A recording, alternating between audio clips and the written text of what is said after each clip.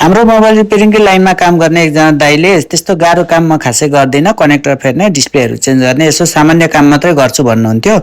उहाँकोमा अलि ह्याङ भयो भनेर एउटा मोबाइल आएको रहेछ।